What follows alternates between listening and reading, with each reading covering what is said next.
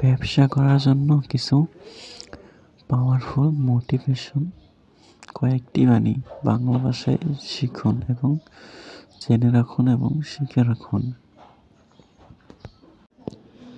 ব্যবসা করতে গেলে ১ নম্বর আপনাকে হতে হবে হোলসেল রেটে যখন আপনারা সামান কিনবেন তখন দেখবেন আপনারা এত কম দামে সামান কিনছেন সেটাতে আপনাদের 50%ই লাভ হয়ে যাচ্ছে।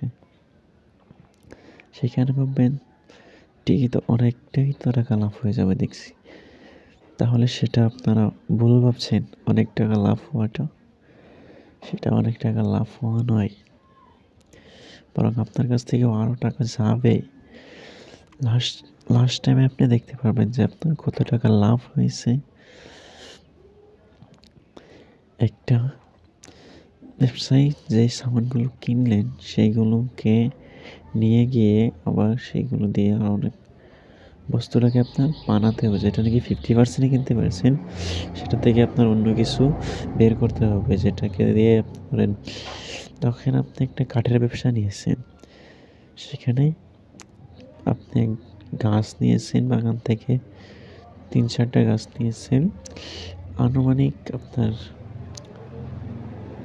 আপনি ধরুন না, আপনার যেটাতে লাভ হবে 100%-এর মধ্যে আপনার 50% লাভ হচ্ছে। আপনারা যেটা 100% টাকা দিয়ে কিনেছেন তো 100% আরও টাকা লাভ হচ্ছে। তারপর বস্তুটা কেনার পর আপনি দোকানে আপনার 2-3 জন আরও কাজ করার জন্য যত মানুষ রয়েছে তাদেরকে নিয়ে আপনার কাজ করাতে একদিন যদি চলে যায় তাদেরকে কিছু টাকা দিতে হবে। তারপর যে কাজটা করলেন যে বস্তুটা দিয়ে তারও কিছুটা খরচ হয়েছে, তাকেও দিতে হবে। কিন্তু এখান থেকে দিয়ে ধরুন আপনার আরও 10%, 15% কমে গেল। এতে কমে যাওয়াতে আরও আপনার প্রায় 15-20% কমে যাওয়াতে 80% হয়ে গেল। সেখান থেকে যখন এই মালগুলো আপনার তো আবার গাড়ি ভাড়া দিয়ে নিতে হবে। এখানে অনেক কিছু ঝামেলা রয়েছে যেগুলো আপনার মেনটেন করতে হবে। একবার গাড়ি ভাড়া দিয়ে মালগুলো নিয়ে যাবেন, তারপর মালগুলোকে একবার কামড়া দিয়ে কেটে গাড়ি ভাড়া দিয়ে নিয়ে যাবেন, তারপর আবার সেইগুলোকে আরেকটাই তুলে অন্য ডিজাইনের রূপে ওই বস্তুটাকে অন্য ডিজাইনে আপনি বের করতে হলে ওখানেও টাকা দিতে হবে। তারপর বের করবেন, সেখান থেকে আপনি ভাববেন এই জায়গাটা আমার জন্য একদম ভালো জায়গা নয়, এখানে মালগুলো রাখলে হয়তো হারিয়ে যাবে, হয়ে যাবে, লুকিয়ে যাবে। এরকম ভেবে আপনার এখান থেকে আবার গাড়ি ভাড়া দিয়ে আপনার বাসায় নিয়ে যাবেন।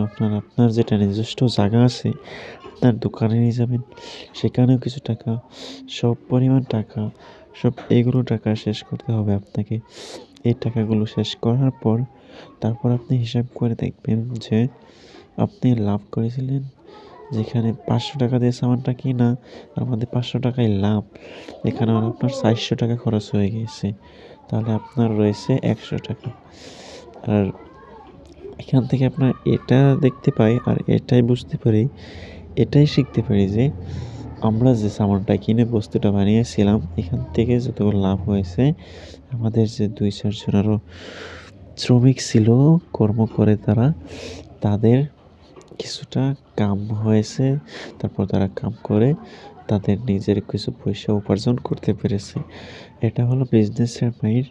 নিজেও কিছুটা সিম্পল চলতে পারলেন আর লগের সাথে তাদেরকেও যা থাকলো তারাও কিছুটা চলতে পারলো। ঠিক সেই রকমই, আর সেটাকেই বলা হয় বিজনেস মানে হচ্ছে সারা জায়গাটা ছড়িয়ে যেন 10 জন আরও চলতে পারে আপনার দ্বারা, সেটাকেই বলা হয় বিজনেস অর্থাৎ ব্যবসা এটা নয় যে আপনি নিজেই সব কিছু করে আপনার নিজেরই সব করে নেবেন, এরকম নয়। আপনি নিজে করবেন, আবার আপনার সাথে যারা থাকবে তারাও যেন কিছু একটু পায়, আর সেটাই হলো ব্যবসা।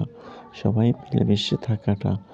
আপনার টাকার দ্বারা যদি আরও 2 জন চলতে পারছে তাহলে আপনার ভালো, আপনার একটা দাম থাকবে। আর আজকে আমরা এই টপিক নিয়ে আলোচনা করেছিলাম। আজকে আমরা এই পর্যন্তই রাখবো। ভিডিও ভালো লাগলে অবশ্যই ভিডিওতে লাইক দিয়ে রাখবেন। চ্যানেল যদি আপনারা নতুন হন চ্যানেলটা সাবস্ক্রাইব করে রাখবেন। ধন্যবাদ সবাই।